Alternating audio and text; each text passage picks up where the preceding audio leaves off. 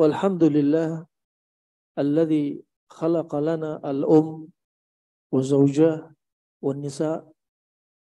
Walhamdulillah alladzi a'tana minan ni'am la tu'ad wa la tuhsa. Wa sallallahu alaihi wa ala alihi wa sahbihi ajma'in. Amma ba'd.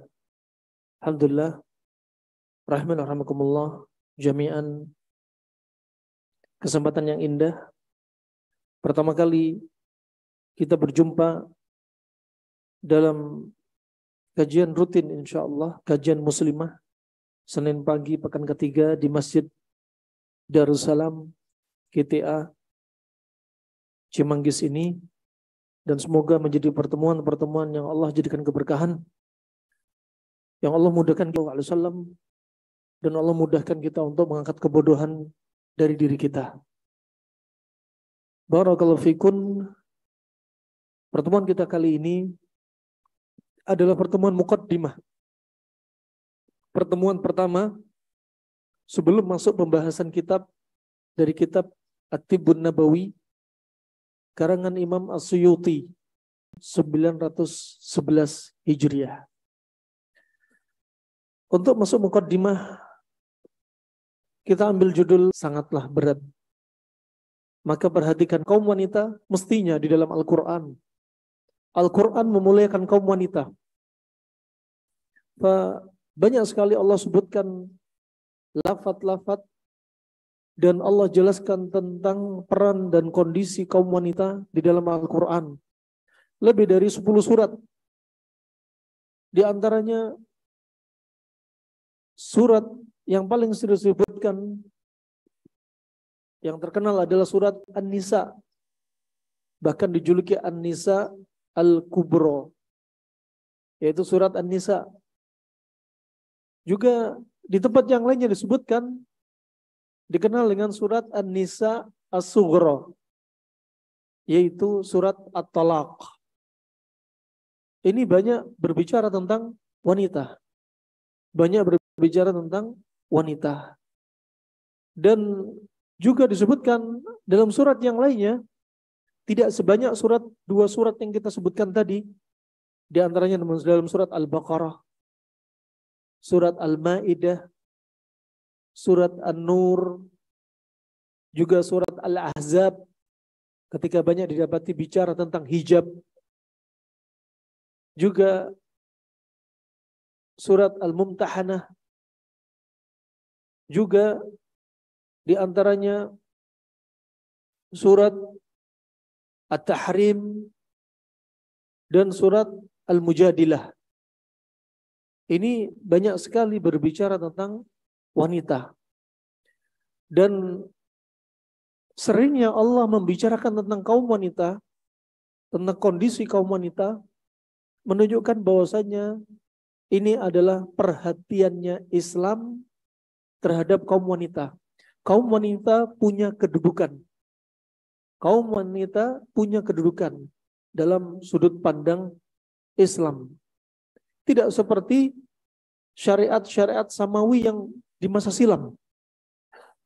Syariat-syariat samawi yang ada di masa lalu, atau tidak ada juga di dalam undang-undang yang dibikin manusia. Hak asasi wanita dan lain sebagainya. Tidak akan sama dengan hak asasi yang diletakkan dalam syariat.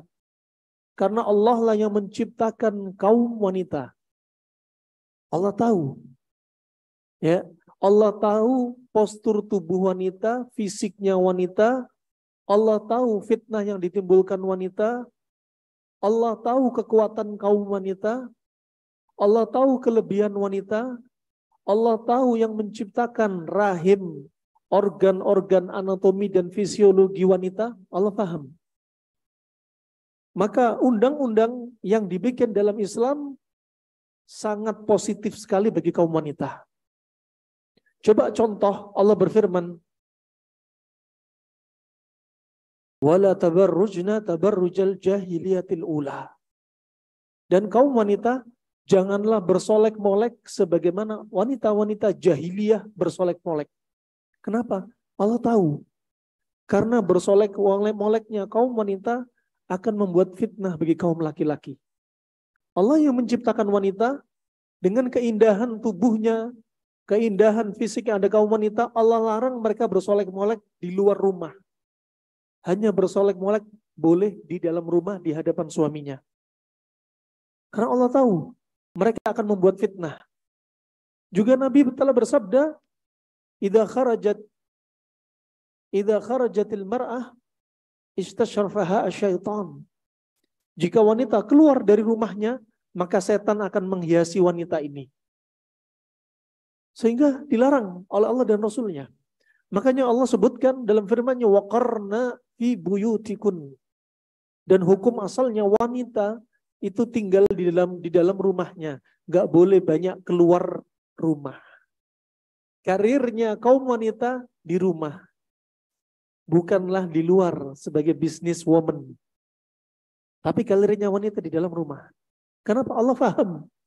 Wanita kalau sudah kerja, pulang rumah, stres dengan pekerjaan, stres dengan rasa lelah yang dia alami, ketika sampai rumah, dia akan sulit melayani suaminya. Dia akan sulit untuk melaksanakan tugas di rumahnya. Dari merawat anaknya. Kemungkinan juga dia akan mandul karena apa? Stresnya dan lelahnya tidak sehat. Allah tahu, Allah paham. Allah sang Khalik, Allah sang pencipta. Allah Al-Alim, Allah Al-Khabir. Allah sangat mengetahui perkara detail-detail tubuh kita pun Allah tahu. Ya, 1 senti, 1 mili tubuh yang Allah ciptakan pada kita pun Allah nggak ciptakan untuk sia-sia. Yang katanya empedu saja dikatakan kalau ada batu empedu dibuang, dioperasi karena dia nggak punya fungsi. Jangan bilang nggak punya fungsi. Allah menciptakan 1 senti, 1 mil pun, 1 mili pun, ya itu menunjukkan apa? Hikmahnya Allah Subhanahu Wa Taala. Allah ciptakan semua dengan fungsinya, dengan kelebihannya. Rambut kita Allah ciptakan di tubuh kita ada jumlah 300.000 rambut. Anda pernah menghitung? Pembuluh darah kita kalau kita bentangkan dari pembuluh darah kapiler, pembuluh darah vena, arteri, kalau kita panjangin, kita sambung menyambung menjadi satu, menjadi panjangnya 60.000 kilometer seperti benua. Mata kita pun ya Allah ciptakan tidak seperti organ yang lainnya. Rahimnya kaum wanita Allah ciptakan sedemikian rupa, gak seperti wanita atau laki-laki transgender. Akan sama. Ciptaan Allah dan ciptaan manusia yang akan sama. Dan Allah menciptakan dengan detailnya. Rahimana wa rahimakumullah wa rahimakunallah jami'an. Maka Islam meletakkan wanita pada tempatnya. Tidak seperti masa jahiliyah. Kaum wanita diletakkan seperti budak. Wanita yang disuruh bekerja di sawah. Wanita bekerja di ladang. Tapi Islam enggak. Sampai detik ini pun ya di negeri-negeri Arab, terutama di negeri Yaman yang masih primitif, siapa yang belanja di pasar, Anda akan dapati yang belanja di pasar dari sayur, daging dan lain sebagainya adalah kaum laki-laki. Ini betapa indahnya. Ya, sedikitnya fitnah yang ditimbulkan ketika wanita jarang keluar rumah. Keluar ketika dibutuhkan saja. Tidak mempersering frekuensi dia untuk keluar. Ini hukum asalnya dalam Islam. Juga tidak sebaliknya. Ini ekstrem kiri, wanita dijadikan seperti budak di masa silam. Ekstrem kanan, wanitalah yang memimpin para suami. Ini diajarkan semua dalam syariat. Tidak mungkin kapal itu dikendarai atau dikendalikan oleh 2 nahkoda, suami dan istri. Harus 1, nahkodanya adalah suami. Kecuali jika suaminya punya keterbelakangan mental, kecerdasan, maka si istri boleh membantu si suami. Ini asalnya. Sedangkan Islam demikian mengajarkan ar-rijalu qawwamuna 'alan nisa. Laki-laki pemimpin bagi kaum wanita. Maka bantulah suami untuk menjadi pemimpin. Jangan suami dipermalukan di hadapan anak. Jangan wibawa suami dijatuhkan di hadapan anak. Jangan membentak suami di hadapan anak. Bagaimana Islam mengajarkan? Wah, ini tugas Anda berat. Kaum wanita berat. Bukan hanya kesehatan Anda dibutuhkan, psikis Anda juga demikian. Bagaimana Islam mengajarkan? Makanya sering kita sebutkan sehat itu sebenarnya definisinya kayak apa sih? WHO menyebutkan definisi sehat panjang lebar. Orang-orang timur menyebutkan definisi sehat simple. Enak makan, enak tidur, enak perasaan. Nih kaum wanita. Dibikin enak makan. Ya, sebelum makan nggak perlu minum obat sakit mah. Setelah makan nggak perlu minum pengencer darah, obat darah tinggi, kolesterol dan lain sebagainya. Juga enak tidur. Jadilah istri yang enak tidur. Jangan jadi istri yang dendam dengan suami. Jangan jadi istri yang suka pendendam dengan tetangga, dengan teman, gampang baper dengan ucapan saudari-saudarinya.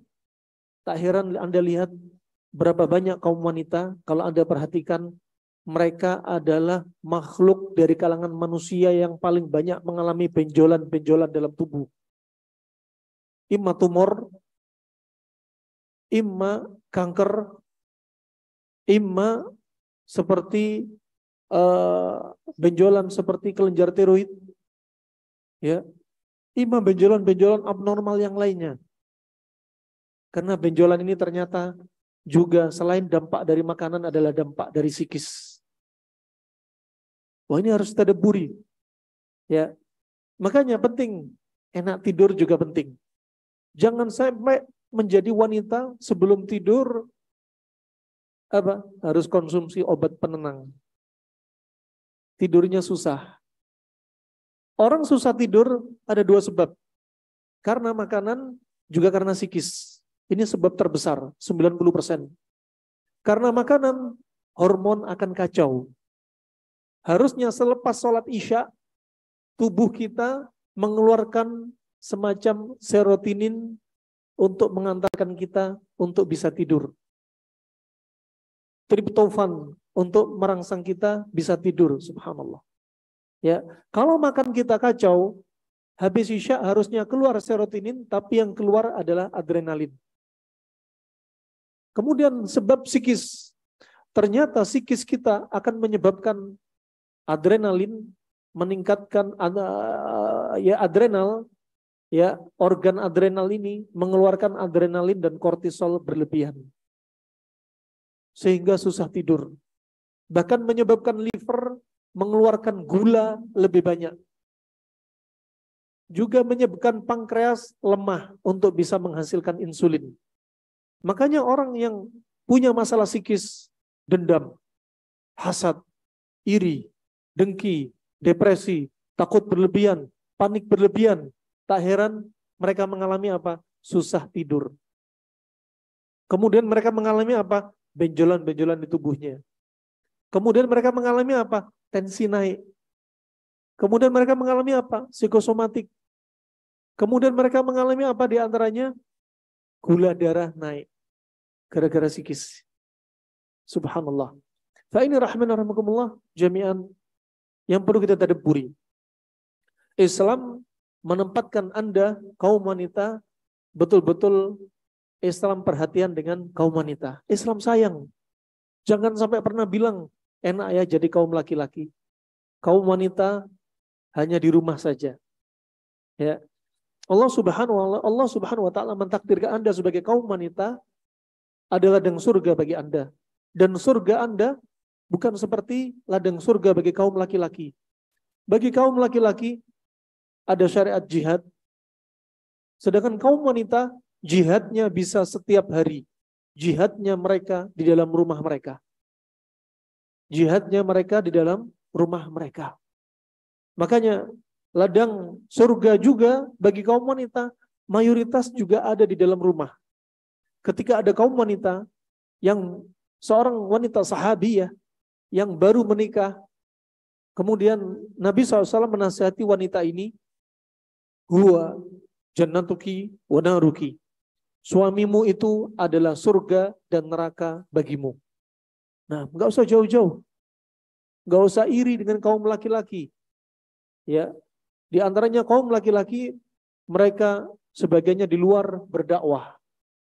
Mereka mencari nafkah, hukumnya mencari nafkah untuk keluarganya, dan kaum wanita, istrinya ini wajib. Tapi kaum wanita ladangnya juga nggak jauh-jauh di rumah. Rahimani wa rahimakumullah wa rahimakumullah jami'an. Wanita punya tanggung jawab. Mereka punya tanggung jawab. Sebagaimana disebutkan Nabi SAW dalam sabdanya, riwayat Imam Bukhari, riwayat Imam Muslim, dari Abdullah bin Umar, wal mar'atu ra'yatun ala ahli baiti zawjiha wa hiya mas'ulatun anhum. Kata Nabi SAW, seorang istri bertanggung jawab terhadap rumah suaminya. Ia akan ditanya di akhirat tentang suami itu, tentang semua itu. Dia bertanggung jawab tentang apa? Rumah suaminya. Imam menjaga rumah suaminya, menjaga dari orang-orang yang berniat buruk untuk masuk ke dalam rumahnya, juga menjaga anak-anaknya, putra dan putri dari suaminya. Ini juga termasuk apa? Mas'uliyah. Maka tugas Anda sebenarnya berat. Bahkan kalau dipikir-pikir, tugasnya wanita lebih berat daripada tugasnya kaum pria. Sebagian kaum pria berpikir mereka lelah di luar. Ya. Padahal kalau kita perhatikan, kaum wanita lebih lelah. Kaum wanita lelah kerja di luar, tapi dia bisa sering melihat dunia bebas. Lihat pemandangan. Sering berjumpa dengan teman-temannya karena Allah, dicintai karena Allah. Ya, mereka bisa merasakan kuliner, berbagai macam kuliner. Nah, kaum wanita hanya melihat dinding, mesin cuci, ya, melihat anak-anak, melihat pakaian, setrikaan, ya, nanti masih masak, nanti pun malamnya ditagih sama suami, demi Allah berat tugasnya.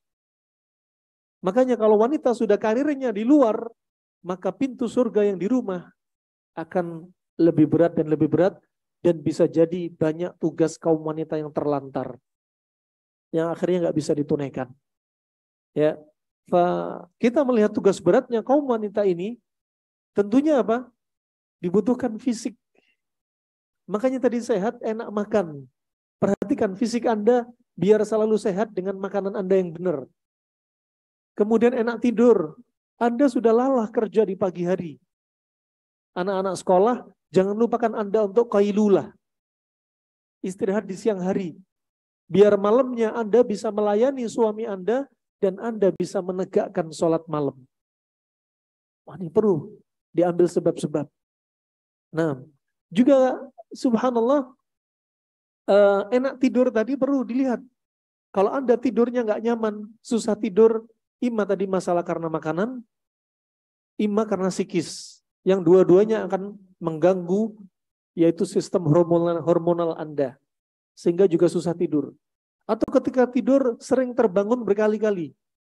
3 kali, 5 kali bangun di malam hari. Ini nggak normal. Berarti ginjal Anda sedang lemah.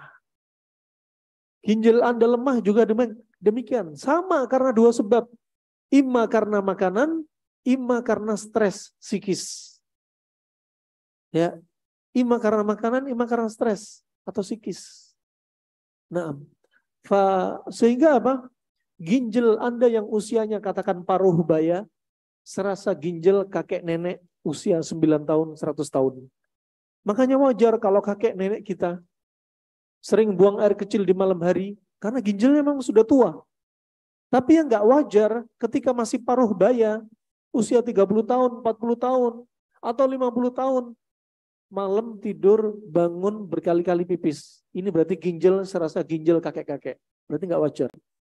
Bisa karena makanan, juga bisa karena psikis. Nah, ini juga perlu diperhatikan. Juga makanya tidur enak makan, sehat tadi enak makan, enak tidur, enak perasaan. Ini penting. Enak perasaan, jadikan perasaan Anda nyaman. Jangan jadi manusia yang menyimpan dendam.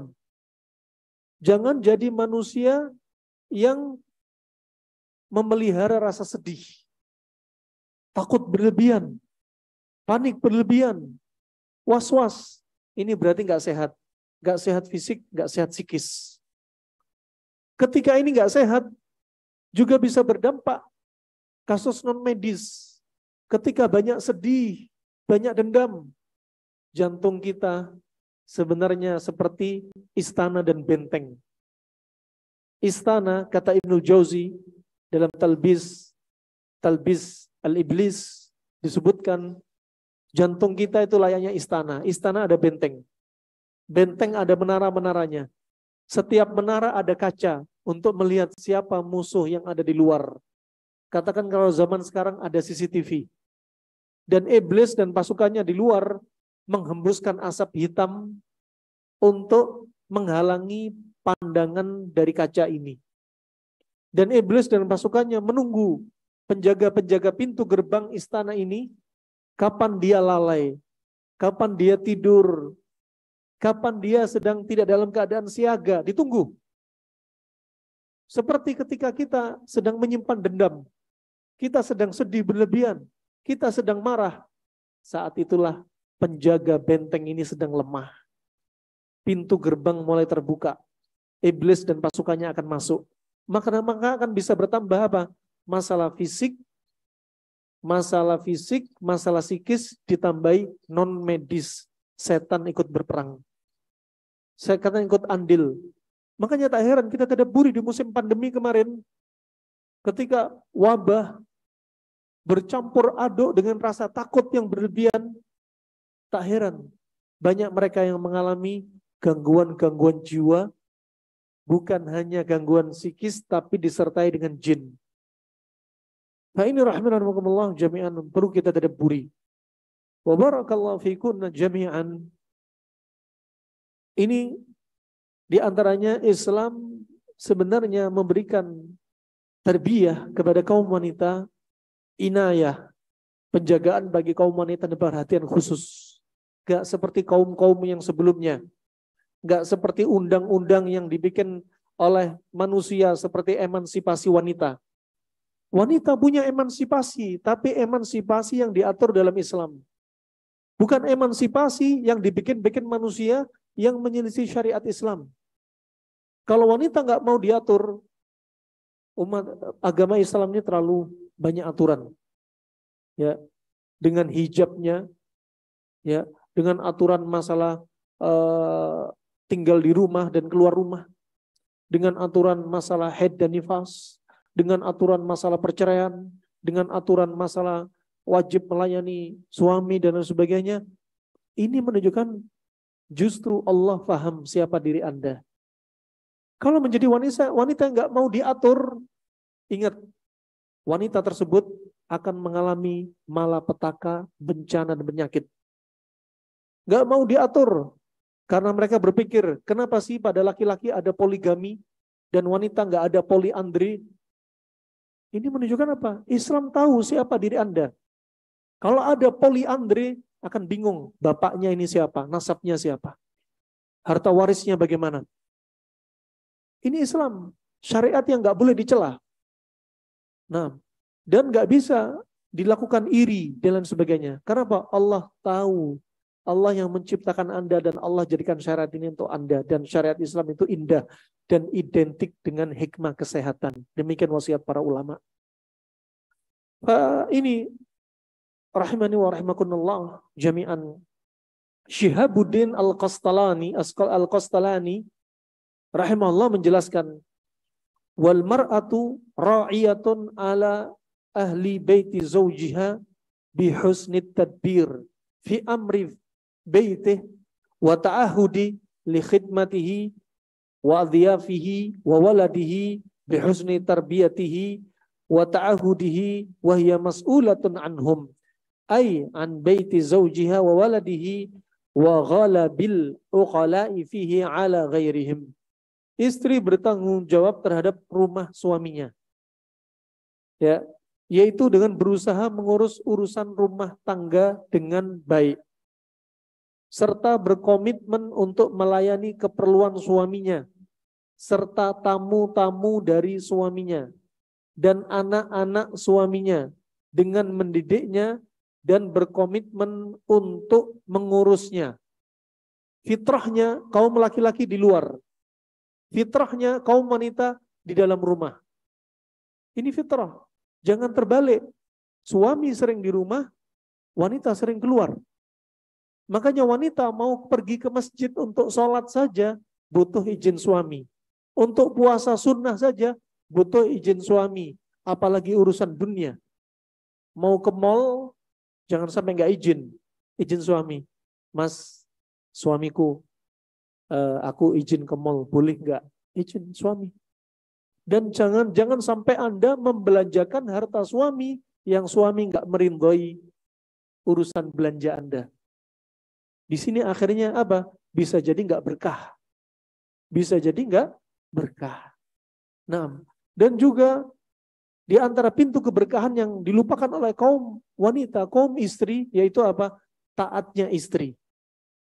Istri yang taat pada suami itu di antara pembuka pintu rezeki juga. Sampai Nabi SAW bersabda, "Man talabat talaq, thalathatun la yustajab da'watuhum." 3 orang yang doanya nggak dikabulkan. Rajulun wa tahtahu imra'atun sayyi'ah wa lam yutalliqha. Seorang lelaki yang punya istri akhlaknya buruk, peringainya buruk, tetapi suami tidak mencerai istrinya tersebut. Nih. Terkadang ada suami yang saleh. Ya. Dia amanah, tetapi punya istri yang akhlaknya buruk. Suaminya berdoa sering tidak dikabulkan oleh Allah. Ternyata ada salah satu pintu, yaitu apa? Suami ini tidak menceraikan istrinya yang akhlaknya buruk, peringainya buruk. Subhanallah.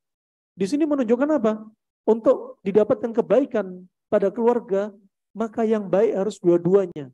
Suami baik, istri juga baik. Istri juga baik pada suami. Jangan menjadi istri yang gampang minta cerai.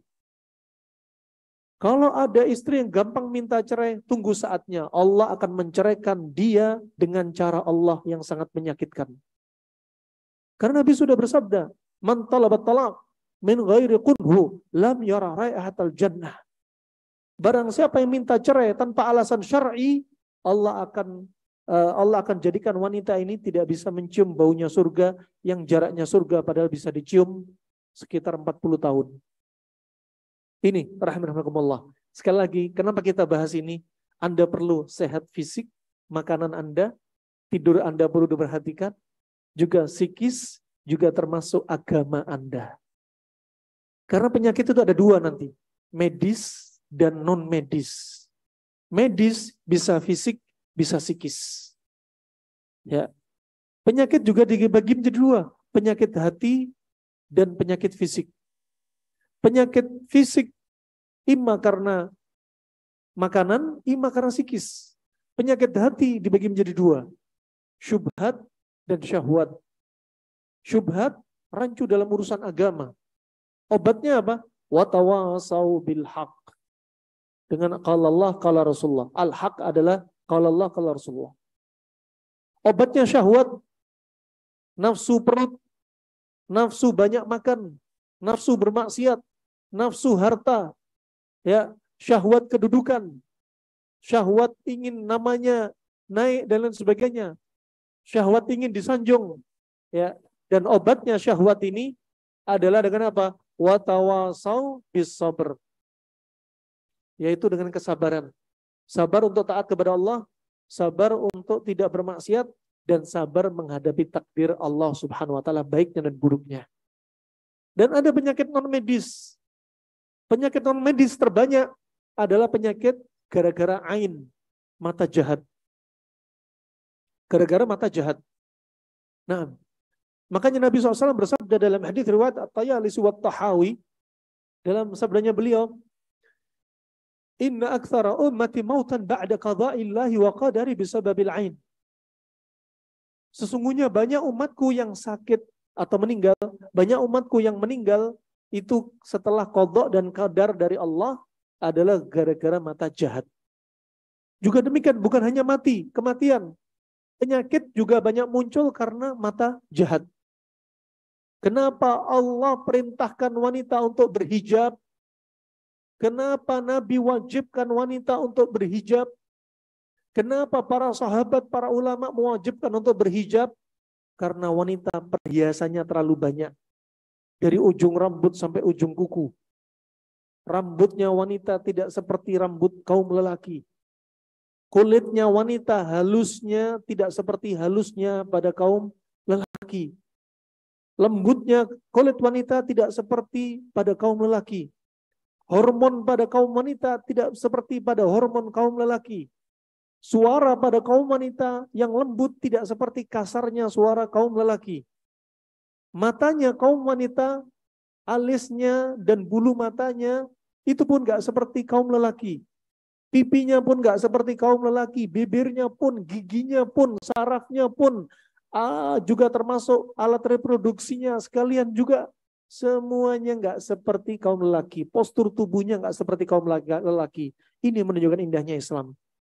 Ya, lihat di negeri barat mereka sudah melakukan percobaan. Kenapa sih orang Islam pakai hijab? Orang-orang non-muslim pun wanitanya non-muslimah mereka sudah mencoba. Mereka berjalan dengan berpakaian tapi telanjang, banyak lelaki yang menggoda dia. Tapi ketika wanita non-muslimah ini mencoba hijab sebagaimana kaum wanita muslimah berhijab, sedikit sekali laki-laki yang mengganggu dia. Subhanallah. Menunjukkan bahwasanya apa? Wanita itu fitnah.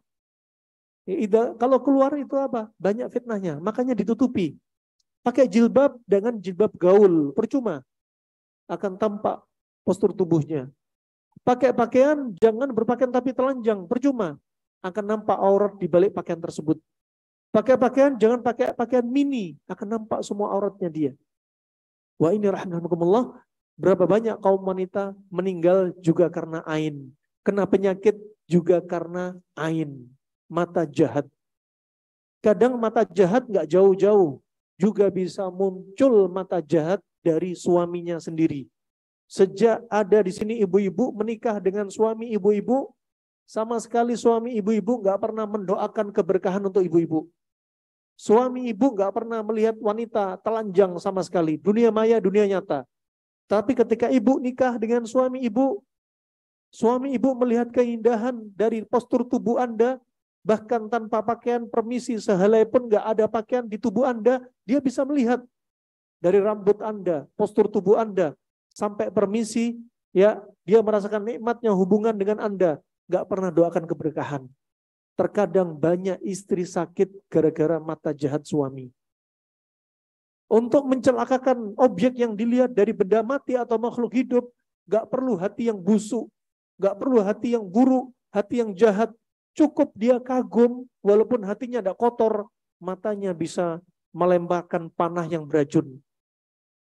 Seperti yang terjadi pada Sahal bin Hunayf, seorang sahabat yang laki-laki ini, sahabat ini kulitnya sangat putih bersih. Ketika hendak mandi di kolam, dia lepaskan baju di atasnya, tersisa sarung di bawahnya, lewatlah Amir bin Rabi'ah. Melihat sahabat ini yang kulitnya sangat putih, dia mengatakan, Wallah ma ra'aitukal yum jildatal muhabba'ah. Demi Allah, aku nggak pernah melihat seperti hari ini kulit yang sangat putih, seperti kulitnya wanita yang dipingit. Langsung dia jatuh pingsan kejang-kejang. Subhanallah. Ada kaum wanita kena vertigo, kaum wanita keputihan nggak sembuh-sembuh, ada kaum wanita kena kanker rahim, ada kaum wanita tiba-tiba dia menjadi wajahnya hitam, kemerahan, ada kaum wanita tiba-tiba jadi suram, bisa jadi karena mata jahat si suami, mata jahat ART yang ada di rumahnya, mata jahat anaknya juga bisa, mata jahat mertuanya juga bisa, tetangganya juga bisa. Makanya Anda dianjurkan pakai hijab. Ya, syariat Islam betul-betul indah. Kita nggak hanya ngomong masalah kesehatan, makanan, minuman, pola tidur, makanan sehat untuk apa saja. Kita bicarakan masalah non medis juga kita sampaikan. Banyak sekali umatnya Nabi Muhammad meninggal gara-gara setelah takdir Allah dan qadanya adalah gara-gara mata jahat ini. Ini rahimanakumullah jami'an. Islam betul-betul indah. Semua dijelaskan. Ilmu kedokteran mana yang membahas tentang bahaya penyakit ain mata jahat? Kedokteran modern nggak bahas. Kedokteran kejawen nggak bahas. Hippocrates Romawi Yunani nggak bahas, Cina nggak bahas, India nggak bahas, ya Inggris nggak bahas, Prancis nggak bahas, Islamlah yang membahas. Masya Allah. Ini rahimahumullah jami'an. Ya, kadang perlu dijadikan sebagai studi banding bagi para dokter, terapis, para pengobat ketika ada orang sakit, ada kasus non medis semacam mata jahat ini. Ada kasus non medis penyakit yang ditimbulkan. Pernah kami dapati 3 tahun lalu, ibu-ibu mengalami kanker payudara. Berobat ke Cina sekitar 2 tahun. Sudah menghabiskan harta 1 M. Itu pun nggak ada perbaikan sama sekali. Walaupun ada perbaikan, hanya sedikit. Di Cina, hanya disuntik dengan suntikan pembengku, cairan pembengku sel kanker. Kita lihat gejala-gejalanya, anemia nggak ada.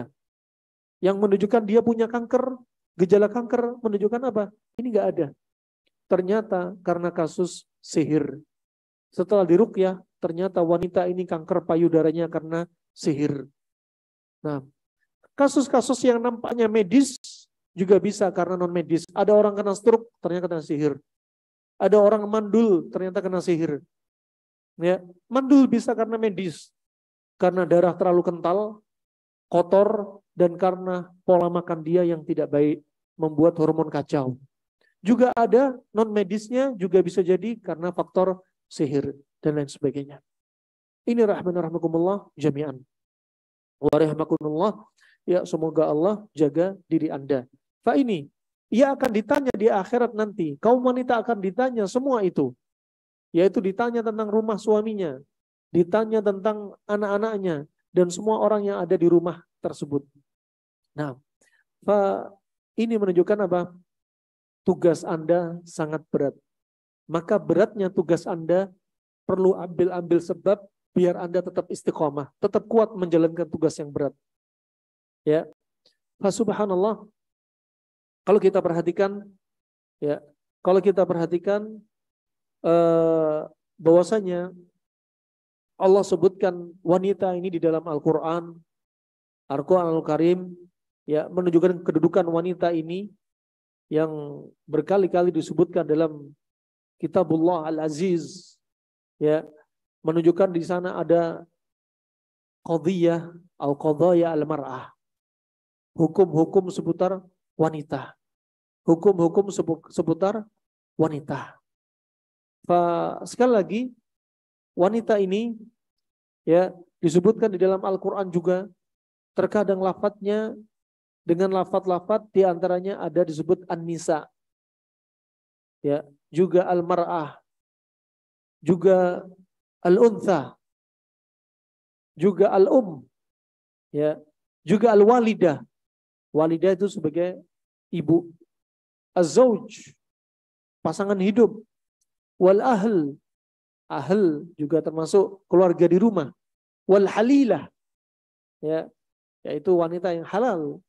Wasahibah, sebagai apa? Teman terbaiknya seorang lelaki yang setelah dihalalkan melalui akad nikah. Juga al-ukht, saudari. Juga wal bint, anak perempuan. Dan ini wanita, macam-macam wanita. Ya, macam-macam wanita. Dan kadang juga disebutkan dalam Al-Quran imra'ah, imra'atan, juga niswa, nisa, imra'ah, dan lain sebagainya. Nah, menunjukkan bahwasanya Islam berkali-kali menyebutkan wanita karena Islam meletakkan wanita pada tempatnya. Meletakkan wanita pada tempatnya. Barakallahu fikum jami'an. Kalau kita perhatikan tadi tugas beratnya wanita, maka harus diiringi dengan penjagaan kesehatan. Beratnya tugas wanita jangan sampai disertai keluh kesah. Kalau Anda banyak keluh kesah, lelahnya Anda tidak menghapus dosa Anda. Makanya Nabi SAW bersabda, ya, dalam sabdanya, ma min hammin wala ghammin wala adha wala wasabin wala nasabin, ya, illa kafarallahu anhu al-khataya. Tidaklah rasa sedih, gundah gulana, depresi, stres, rasa lelah, ya, rasa capek dia, rasa sakit dia, rasa sedih dia, semuanya itu tidaklah untuk menghapus dosa dia. Sehingga Anda bisa ikhlas.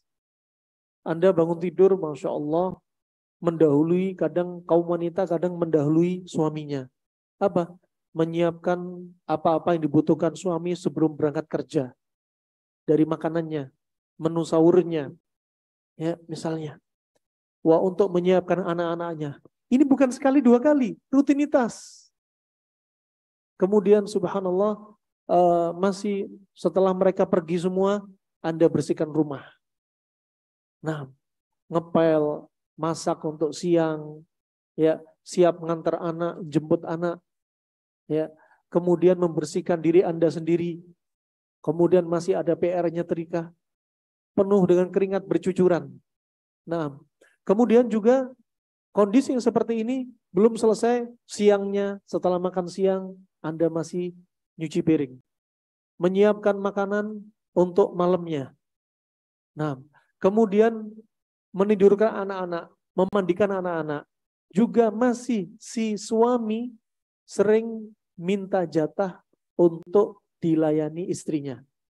Ini semua kalau Anda di rumah, Anda bisa lakukan maksimal surga Anda di sini. Kalau Anda sudah lelah di kantor, lelah di rumah, lelah dengan pekerjaan, stres dengan pekerjaan, kemudian Anda tidak bisa melakukan kewajiban-kewajiban Anda, ya, kemudian Anda menolak ajakan suami, ya, Anda menolak ajakan suami, maka hal ini akan menjadikan dosa besar,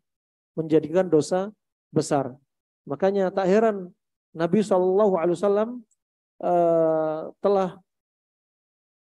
bersabda, ya, Nabi SAW telah bersabda bahwasanya, ya, istri yang menolak ajakan suami ini masuk dalam ancaman, yaitu malaikat akan melaknat dia sampai kapan? Sampai waktu fajar, sampai pagi. Dari kapan? Dari dia menolak ajakan suami sampai waktu fajar. Ternyata apa? Karena apa? Karena dia sudah penat dengan pekerjaan dan lain sebagainya. Ya, menolak ajakan suami nggak bisa beralasan lagi nggak punya mood, lagi nggak punya nafsu, nggak bisa. Bukan alasan syar'i. Kalau sakit, haid, nifas, silahkan. Ya, tapi kalau hanya alasannya nggak mood, lagi capek urusan pekerjaan, nggak bisa. Ya, mood nggak mood, silahkan. Anda melayani suami bukan karena syahwat, bukan semata-mata syahwat, tapi apa? Karena Allah Subhanahu Wa Taala. Karena itu ibadah. Karena itu juga termasuk ibadah. Nah, wa fi biti ahadikum sadaqah. Bahkan itu juga termasuk sedekah. Makanya Nabi mengingatkan dengan keras dalam hadis riwayat Bukhari Muslim, idza da'a rajulu imra'atahu ila firasyih fa'abat fabata ghadban la'anatha al-malaikah hatta tasbihah. Nah, kalau ada seorang laki mengajak istrinya untuk urusan ranjangnya lalu ia menolak dan suaminya marah, maka ia akan senantiasa dilaknat oleh malaikat sampai pagi. Dan ini juga ada hikmah. Kenapa seringnya malam? Karena malam itu waktu terindah untuk melakukan hubungan intim. Kenapa nggak siang? Karena malam terbaik. Pertama, terkondisikan malam hari, jauh dari gangguan anak-anak dan orang sekitar. Kemudian ketika malam, condong setelah hubungan intim, wanita istirahat. Lain halnya dengan siang. Setelah hubungan intim, dia masak, nyuci, ngepel. Sehingga apa? Disebutkan oleh para ulama, litastakir al-mani fi rahmiha. Tujuannya apa diantaranya? Agar mani laki-laki dan mani perempuan, ya, mani laki-laki betul-betul di dalam rahim untuk kemungkinan besar berjumpa dengan mani wanita atau ovum di tuba falopi sangat memungkinkan kemungkinan besar. Lain halnya dengan ketika sudah berdiri aktivitas, banyak sperma akan keluar, mani akan keluar. Nah, ini diantara hikmahnya. Dan di siang hari tempatnya laki-laki kerja, waktu laki-laki kerja. Yang mana di siang hari pada waktu itu mereka mendapati fitnah begitu banyak. Di malam hari saatnya dia melepaskan fitnah. Nah, ini rahmani wa rahimakumullah jami'an. Tentunya ini apa? Butuh istiqomah, juga butuh apa? Kesehatan. Manusia terkait dengan sehat dan sakit ada 4 kondisi.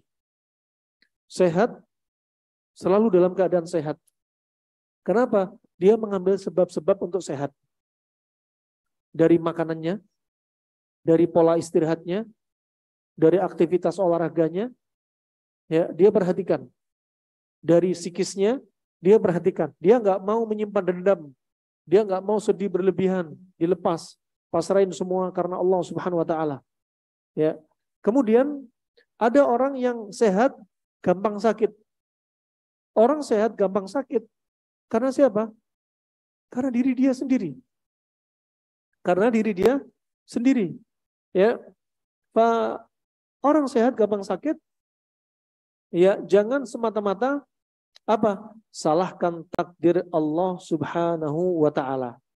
Ini termasuk qalil adab dengan Allah Subhanahu wa taala. Ya, termasuk adab yang kurang ya kepada Allah Subhanahu wa taala. Orang sehat gampang sakit. Sakitnya gara-gara apa? Mayoritas penyebab penyakit adalah makanan. Mayoritas penyebab penyakit adalah makanan. Nah, dan berarti mayoritas penyakit makanan itu faktor dari luar, faktor dari dalam karena psikis. Jika ternyata makanan dan psikis dia nggak dipelihara, maka dia gampang sakit. Dan perlu diketahui bahwasanya Allah tidaklah makan, Allah juga tidak minum. Dan ketika Anda sakit, jangan salahkan takdir Allah, salahkan diri kita. Ya, Anda sakit sudah dicatat dalam takdir. Tapi Anda sakit gara-gara diri Anda juga sudah dicatat dalam takdir. Makanya Allah berfirman dalam surat An-Nisa, ya, ayat yang ke-79 dalam sabdanya, ma asabaka min hasanatin faminallah wa ma asabaka min sayyi'atin famin nafsik. Ya, apa-apa yang Anda rasakan dari nikmat ini, yang Anda dapat dari Allah ini, yang menimpa diri Anda, itu nisbatkan kepada Allah. Tetapi apa-apa yang Anda rasakan dari musibah, dari rasa sakit juga termasuk yang Anda rasakan, nisbatkan kepada diri Anda sendiri. Jangan salahkan takdir Allah. Jangan salahkan Allah. Jangan salahkan syariat Allah Subhanahu wa taala. Itu perlu ditadabburi. Ya, ketika ada ibu-ibu, sebagian ibu-ibu badannya Masya Allah gemoy. Ya. Kemudian identik dengan keputihan. Kemudian identik dengan mager, malas gerak. Kemudian identik dengan apa? Frigid. Jadi wanita dingin. Gak bisa melayani suami lagi. Kemudian identik dengan apa? Vertigo dan migrain. Kemudian identik dengan apa? Keringatnya bau. Kemudian identik dengan apa? Nafasnya bau. Kemudian identik dengan apa? Ketiak juga bau. Kemudian identik dengan apa? BAB bermasalah. BAK bermasalah. Ya, ketahuilah, ini tubuh yang perlu didetoks. Kebanyakan sifat dingin numpuk pada ibu ini. Si suami, Masya Allah, suami ini memanjakan si istri. Pekerjaan rumah dikasih 2 ART, Masya Allah. Ya. Punya anak banyak, sudah disiapin babysitter. Tugasnya apa? Si istri yang gemoy ini, tugasnya ngemil sama nonton sinetron. Numpuk tubuhnya, lembab. Ya. Dan perlu diketahui, disebutkan dalam hadis sanadnya lemah, tapi maknanya menurut ilmu kedokteran anak klasik dan ilmu kedokteran timur, maknanya benar. Disebutkan dalam riwayat Suyuti. Ya, inna aktsara al-maradi bisababi al-bard atau at-tukham. Banyak sekali penyakit disebabkan karena dingin atau dahak. Dingin atau dahak. Ini kebanyakan makan. Numpuk sifat dingin, banyak makan, banyak minum. Dingin, dahak, numpuk di dalam tubuh dia. Sehingga akan muncul apa? Sumbatan-sumbatan. Sehingga akan muncul apa? Sumbatan-sumbatan. Ya. Akhirnya apa yang terjadi? Ini, masalah pada tubuh dia sangat banyak. Ya. Masalah pada tubuh dia sangat banyak. Makanya Allah sudah berfirman, wa kulu washrabu wala tusrifu. Makan dan minumlah Anda dan jangan berlebihan. Innahu la yuhibbul musrifin. Innahu la yuhibbul musrifin. Nah, makan dan minumlah Anda, sesungguhnya Allah Subhanahu wa taala ya tidak menyukai orang berlebihan. Makan, minum tapi jangan berlebihan. Allah nggak suka orang berlebihan. Ini makannya berlebihan, minumnya berlebihan, aktivitasnya kurang, istirahatnya kurang. Apa yang terjadi? Kelembapan numpuk. Ya, sebenarnya kalau Anda makan daging-daging, sayur-sayur, tepung-tepung, tapi kalau metabolisme Anda kuat, ya, yang namanya lemak, kolesterol, trigliserid, LDL akan bisa teruraikan. Tapi karena metabolisme Anda lemah, sehingga numpuklah di dalam tubuh. Seperti bahasa orang klasik bahasanya Ibnu Qayyim rahimallahu taala, kalau kita antara makan, minum tidak seimbang dengan apa yang dikeluarkan, maka apa? Akan terjadi maradul ihtibas. Marad karena penyakit karena penumpukan materi-materi dalam tubuh. Ini bahasanya klasik. Bahasa sekarang kolesterol, asam urat, gula numpuk di dalam tubuh. Kalau sudah numpuk akan menjadi racun. Ya, sebenarnya Anda bisa memetabolisme kalau apa? Pola makan Anda benar. Anda makan di jam-jam yang benar. Anda tidak mengkonsumsi pantangan bagi tubuh Anda. Anda tidak makan berlebihan. Ya, Anda tidak minum berlebihan. Kemudian Anda menjadikan makanan Anda sebagai obat. Kemudian Anda memperhatikan istirahat Anda. Zaman sekarang tidur di awal malam susah dilakukan. Kenapa? Alasannya ibu-ibu, ini me time-ku mas. Ini me time-ku sayang. Artinya apa? Dia lihat IG, lihat Facebook, YouTube sampai tengah malam. Sama, metabolisme lemah. Pernah kami dapati ibu-ibu, subhanallah, pola makan sudah ajib. Strength. Terapi bersih darah, strength. Tetapi kenapa kolesterol masih mendekati angka 300? Ternyata kebiasaan dia tidur sampai 1:30 malam. Setiap malamnya. Kurang istirahat dia juga akan apa? Menyebabkan apa? Lemahnya organ dia. Kurang olahraga, kurang gerak juga demikian. Makanan berlebihan. Sehingga apa? Tidak terjadi keseimbangan. Tidak terjadi keseimbangan. Nah, kemudian barakallahu fikum, rahimani wa rahimakumullah, jami'an ini perlu diperhatikan. Ya. Wah, sebagian mereka makan berlebihan, numpuk. Ya. Makanya disebutkan di sini makan minum jangan berlebihan. Selama ini di benak Anda terbetik apa? Disebarkan di medsos. Anda jangan banyak makan, banyaklah minum. Karena banyak minum itu obat bagi Anda. Ini bukan dalam Islam. Ya, Islam justru mengajarkan wakulu wasyrabu wala tusrifu. Makan minum dua-duanya nggak boleh berlebihan. Nggak boleh berlebihan. Kalau Anda kebanyakan berlebihan, minum saja berlebihan, minuman Anda akan menjadi penyakit. Minuman itu halal, minuman itu sehat. Tapi kalau kita nggak tahu caranya minum, akan jadi penyakit. Contoh, di antaranya Nabi menyebutkan dalam hadisnya, masul ma masan wala ta'ubbul ma abban fa innal qubat liman ya'ubbul ma abban. Minumlah air perlahan-lahan dan jangan minum air sekali teguk.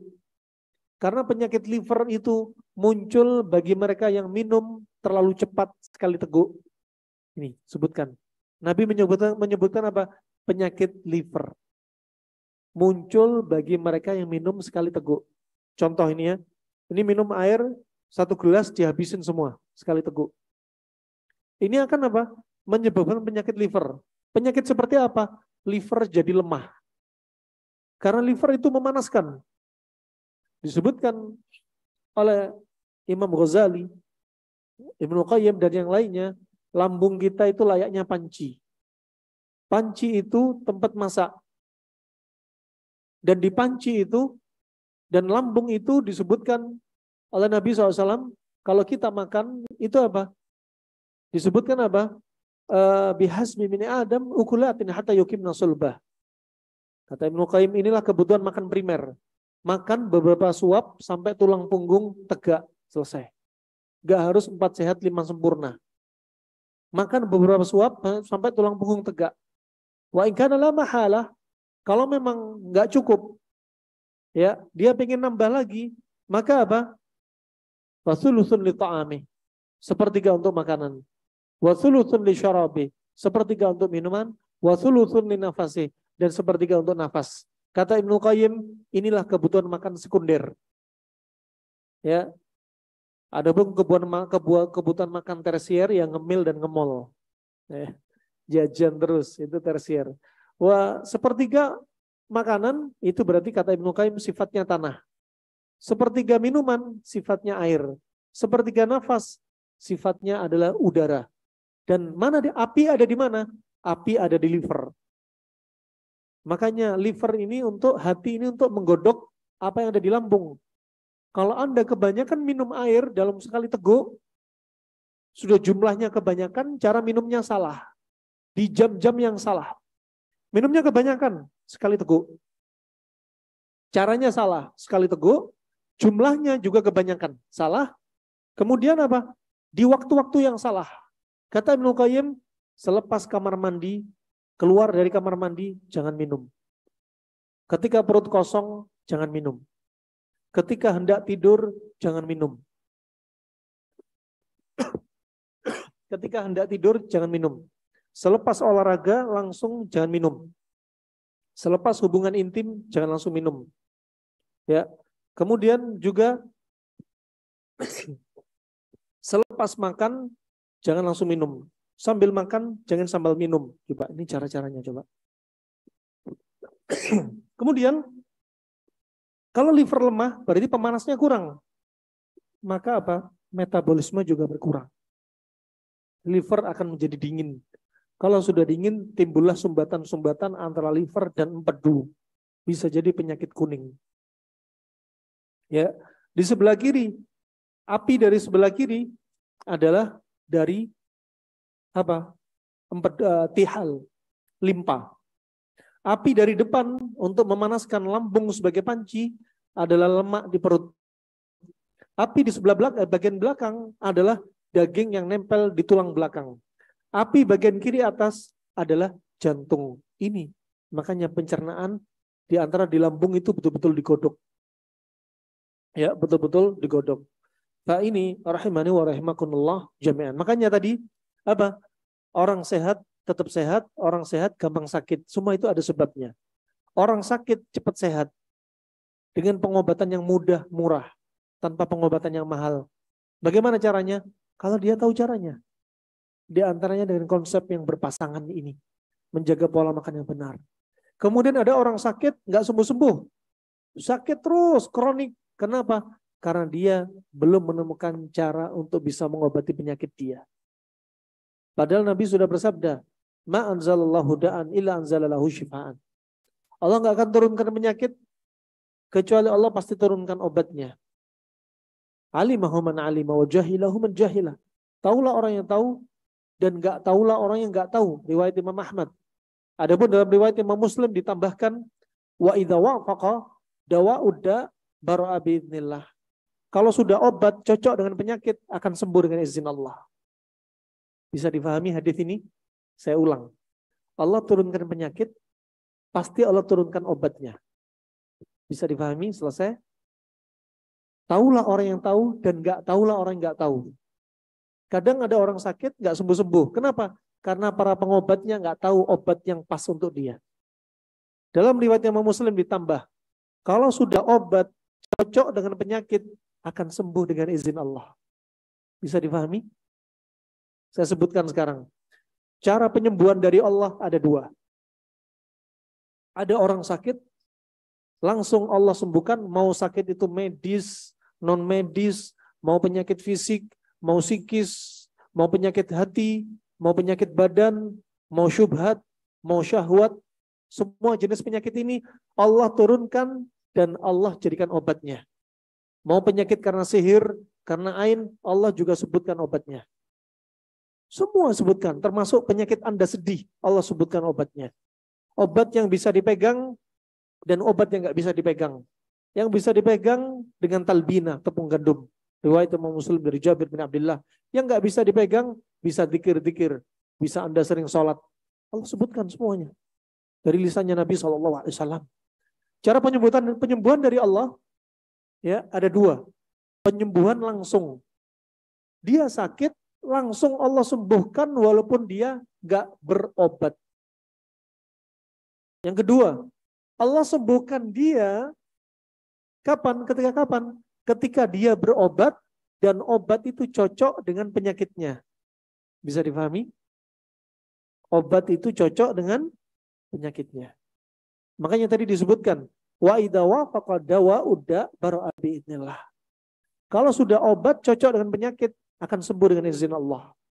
Antara diagnosa penyakit dan obatnya dan dosisnya sudah klop akan sembuh dengan izin Allah. Ini sebab kedua. Bisa difahami? Contoh, kasus COVID. COVID kita lihat sifatnya dingin lembab. Kenapa Kustul Hindi kemarin sangat viral? Karena Kustul Hindi panas kering. Cocok, sifatnya cocok. Dingin lembab, dikasih pasangannya obatnya yang cocok, jadi panas kering, jadinya netral. Sembuh dengan izin Allah Subhanahu wa Ta'ala. Bisa difahami? Nah, ada dua penyakit yang nggak bisa diobati. Penyakit apa aja? Asam wal haram. Penyakit yaitu kematian dan penuaan. Ini penyakit nggak ada obatnya. Walaupun ada ibu-ibu, Masya Allah, usianya 65 tahun, pakai resep-resep glowing, ya, stem cell, nampak wajahnya seperti 30 tahun. Tapi namanya tua nggak bisa disembunyikan. Giginya masih kelihatan yang kropos. Ya, pembuluh darahnya sudah banyak plaknya. Pembuluh darahnya udah keras, kaku, sarafnya udah lemes, otot-otot sudah tua, jaringan sudah tua, usus sudah menciut, usus sudah banyak plaknya. Ya, kemudian ginjal fungsinya sudah turun, tersisa 25% misalnya. Nggak bisa disembunyikan. Namanya tua dan kematian, penyakitnya nggak ada obatnya. HIV ada obatnya apa enggak? HIV ada obatnya apa enggak? Berani, katakan ada obatnya. Kenapa? Nabi sudah bersabda, Allah nggak akan turunkan penyakit kecuali Allah turunkan obat. Dan Nabi menyebutkan dua penyakit nggak ada obatnya, tua dan penuaan. Nggak ada obatnya. Adapun HIV, hepatitis B, TBC, tetap ada obatnya. Nah, fa ini rahmani wa rahmakumullah jami'an wa rahimakumullah. Makanya tugas Anda yang berat Anda harus perhatikan. Bagaimana Anda bisa pikirkan pada benak Anda biar saya tetap berjuang untuk mendapatkan ridha Allah, ya, menjadi ibu rumah tangga, ya, dan surga saya di dalam rumah ini. Nah, tetap sehat, istirahat Anda perhatikan. Contoh istirahat ala Nabi. Contoh. Apa saja nggak bisa kita bahas di pertemuan kita kali ini. Kemudian kombinasi makanan yang terbaik, apa saja nggak bisa kita bahas dalam pertemuan kali ini. Insya Allah pertemuan berikutnya. Kemudian olahraga yang digemari Nabi SAW, aktivitasnya apa saja, kita bahas di lain kesempatan. Nah, bagaimana kombinasi yang nggak dianjurkan, ya akan kita bahas di lain kesempatan. Ini, ya, tugas Anda yang berat perlu diiringi dengan apa? Lifestyle Anda yang baik. Biar Anda istiqomah. Jangan sampai jadi ibu rumah tangga, ya, gara-gara pola makan salah, istirahat nggak bener, ya lifestyle-nya nggak baik, baru umur 40 tahun kena stroke, masalah ya. Gara-gara kena stroke nggak bisa ngelayani suami, nggak bisa didik anak dengan maksimal, nggak bisa jemput anak, nggak bisa ikut kajian lagi, nggak bisa haji umroh sebagaimana mestinya, nggak bisa sholat malam sambil berdiri, nggak bisa. Banyak pintu ibadah tertutup. Makanya antara ibadah dan kesehatan nggak bisa dilepas. Ibadah didukung dengan kesehatan. Iman didukung dengan kesehatan kita. Ya, maknawi dan hissi. Nah, ini rahmani wa rahimakumullah wa rahimakumullah jami'an. Sekali lagi, ya, perlu perhatikan, ya, perasaan dan makanan kita. perasaan kita bisa menimbulkan penyakit. Kalau kita lihat dari Al-Quran, lihat surat Yusuf ayat 84. وَبْيَضَّتْ عَيْنَاهُ مِنَ الْحُزْنِ فَهُوَ كَظِيمٌ. Dan kedua mata Nabi Yakub buta, memutih. Kenapa? Karena sedih. Ternyata sedih bisa bikin kena katarak.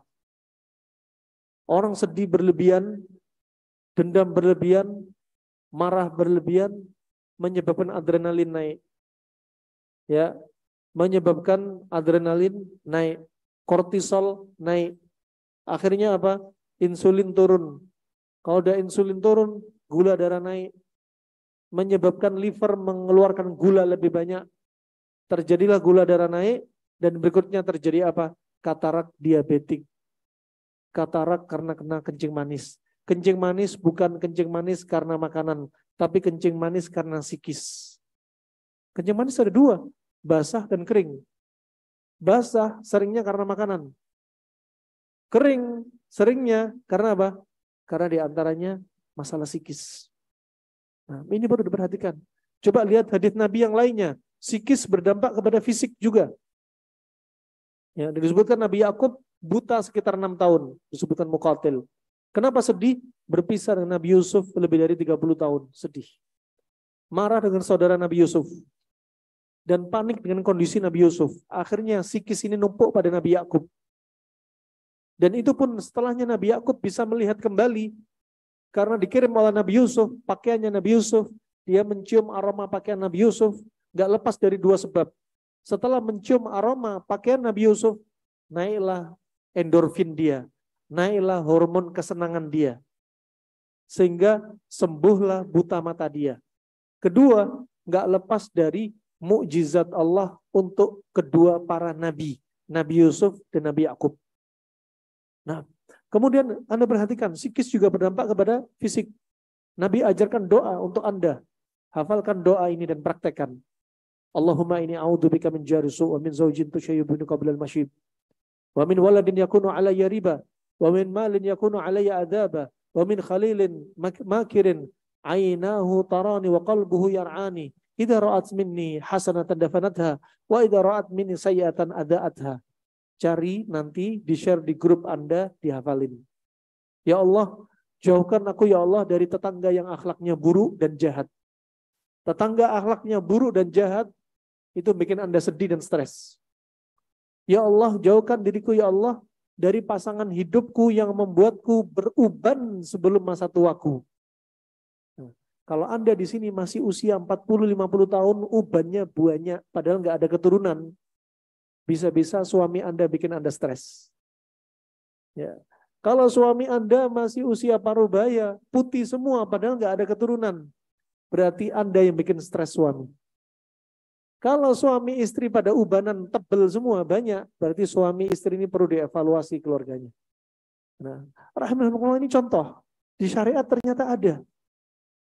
Nah, insya Allah karena sudah jam pas 11.30, harusnya masih ada tanya jawab. 11.30 itu sudah selesai tanya jawab, tapi nggak mengapa. Kita pertemuan pertama kita kali ini kita persilahkan walau 10.30 untuk tanya jawab.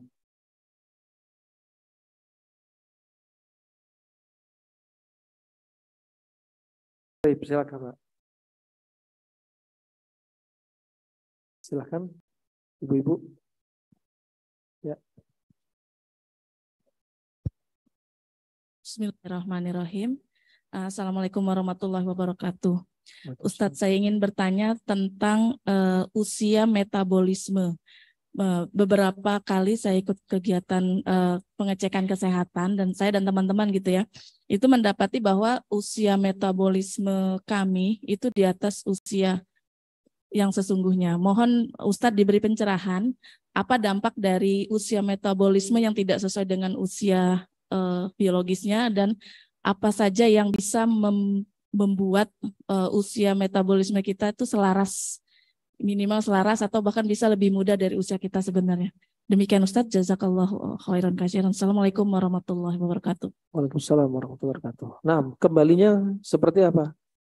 Kembalinya seperti contoh, Kalau kita tadabburi hadis Nabi SAW, hadis Aisyah radhiyallahu anha, ketika Aisyah menikah dengan Nabi di usia 6 tahun, sangat kecil, 9 tahun, badan Aisyah yang sangat kurus, menjadi gemuk ideal, bukan karena resep ibunya, yang dibuatkan oleh ibunya, tetapi karena kebiasaan Aisyah makan sebagaimana Nabi makan.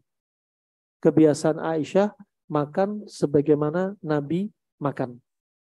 Ya, contohnya ketika Aisyah sampaikan waktu itu, fa asmantu bi ahsani saman, maka aku menjadi gemuk, gemukku gemuk ideal. Maka aku menjadi gemuk, gemukku gemuk ideal. Ya. Kemudian Aisyah ditanya oleh ibunya, apa yang kau makan? Makan yang sering dikonsumsi Nabi, yaitu waktu itu hanya makan timun dan kurma rutop. Timun dan kurma rutop. Berkata Syekh Abdul Razak bin Abdul Muhsin ketika membahas hadis ini, melewati hadis ini dalam kajian beliau Tibbun Nabawi lil Maqdisi kalau nggak salah, beliau menyebutkan di sini ada faedah yang besar untuk kaum muslimin, untuk umat manusia, yang menunjukkan apa? Tibbun Nabawi itu juga termasuk mukjizat dari Allah Subhanahu wa taala. Ya, yaitu dengan makanan kombinasi dua warna ini, panas dan dingin ini, menjadikan tubuh kita seimbang. Tubuh kita seimbang. Bahkan disinilah yang akan menjadikan apa? Anda diantaranya awet muda. Ya, metabolisme Anda juga bagus. Juga diantaranya apa? Menjaga keseimbangan Anda. Menjaga tubuh Anda dari penyakit-penyakit. Karena apa? Tubuh kita dalam kondisi netral akan jauh dari penyakit. Dia seimbang terus. Bahkan dengan pola makan seperti ini akan menghambat menopause. Ya, juga ada menopause akan maju kalau apa? Pola makan kita salah. Gaya hidup kita salah. Istirahat kurang. Penuaan semua. Ya. Kalau kita perhatikan semua masalah wanita, rata-rata memang kembalinya dominannya adalah makanan. Mau contohnya wanita mengalami diantaranya paling ringannya keputihan. Kemudian nyeri ketika haid. Kemudian juga haid nggak teratur. Kemudian juga haidnya terlalu sedikit atau terlalu panjang, lebih dari 14 hari. Kemudian juga wanita mengalami diantaranya dinding rahim tebal, dinding rahim tipis. Wanita juga mengalami diantaranya tumor dan kanker. Ini kembalinya dominannya kepada makanan. Ya, maka perbaiki pola makan Anda. Perbaiki pola makan Anda. Solusinya tadi yang ditanyakan oleh Ibu tadi, ya intinya adalah makanan. Untuk memperbaiki metabolisme. Untuk memperbaiki metabolisme kita. Semakin kita banyak makan, akan semakin mempercepat penuaan sel kita. Kalau Anda tadabburi, Ibnu Qayyim As-Suyuti mengatakan, kana Nabi sallallahu alaihi wasallam yuqallil fi ta'amih. Dahulu Nabi SAW itu mempersedikit makanannya. Dahulu Nabi SAW mempersedikit makanannya. Artinya apa? Nabi gak banyak makan. Bahkan Suyuti menyebutkan seringnya Nabi sehari hanya makan 2 kali. Ya, seringnya 2 kali. Tapi gak bisa kita katakan sunnahnya makan hanya 2 kali. Gak bisa. Ini perkara mubah. Silakan Anda mau makan berapa kali silakan. Tapi apa? Jangan jerumuskan diri Anda pada penyakit. Nabi seringnya makan 2 kali. Dan 1 dari 2 ini Nabi apa? Sering hanya mengkonsumsi kurma. Ini pendapat Asyuti. Ya. Juga kalau kita tadabburi demikian, penyakit-penyakit di masa silam sangat jarang dibanding penyakit zaman kita sekarang. Ya. Di sini juga menunjukkan Anda sehat bukan karena Anda banyak makan. Justru semakin Anda banyak makan, Anda akan tambah sakit. Begitu pula orang yang sakit untuk sembuh, bukan Anda paksa makan. Sebagaimana disebutkan Hippocrates, jika Anda paksa orang sakit untuk makan, sama dengan Anda memberikan nutrisi pada penyakit. Ini hampir sama dengan hadits Nabi SAW yang disahihkan oleh Syekh Albani dalam riwayat Tirmidzi, la tukrihu mardakum bi ta'am wa syarab Fa innallaha tabaraka wa ta'ala yutimhum wa yusqihim. Jangan paksa orang sakit untuk makan dan minum. Karena Allah lah yang memberi makan dan minum. Itu indah banget dari Allah. Untuk memperbaiki metabolisme orang sakit dengan justru nggak banyak makan. Bukan berarti disuruh puasa. Bukan. Dikurangi makanannya. Makanan yang masuk, pilihlah makanan yang merupakan obat bagi dia. Jangan ngasih makanan kepada orang sakit yang merupakan pantangan bagi diri dia. Nah, ini yang perlu ditadaburi. Dan Allah lah yang memberi makanan minuman. Bagaimana cara Allah memberikan makan minuman? Dengan pada tubuh kita ketika kita sakit, dinaikkan sel darah putih dia. Makanya ketika Anda sakit, Anda nggak nafsu makan. Itu dari Allah.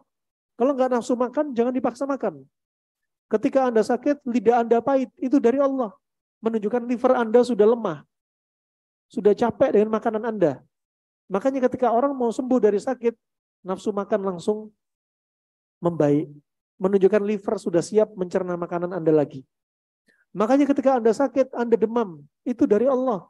Demam itu untuk menghilangkan kelembapan pada tubuh Anda, untuk membunuh bakteri, virus, dan sebagainya. Itu dari Allah. Sepertinya itu saja yang bisa saya sampaikan. Ya, karena sudah 11.39. Semoga bisa bermanfaat untuk kita semua. Ya, semoga menjadi sebab perantara kesehatan Anda, istiqomah Anda di atas ketaatan Allah Subhanahu wa taala dan dijauhkan dari segala wujud penyakit. Ya Allah, jadikan kita menjadi orang-orang yang selalu di atas ketaatannya, dijauhkan dari larangannya, dan Allah wafatkan kita dalam keadaan husnul khatimah. Allah jauhkan dari kita siksa kubur, Allah jauhkan dari kita sulitnya padang mahsyar. Semoga Allah jauhkan kita dari sulitnya siratal mustaqim, dan semoga Allah jauhkan kita dari neraka. Amin ya rabbal alamin. Wabillahi taufiq wal hidayah. Subhanakallahumma bihamdik, asyhadu an la ilaha illa anta astaghfiruka wa atubu ilaik. Wassalamualaikum warahmatullahi wabarakatuh.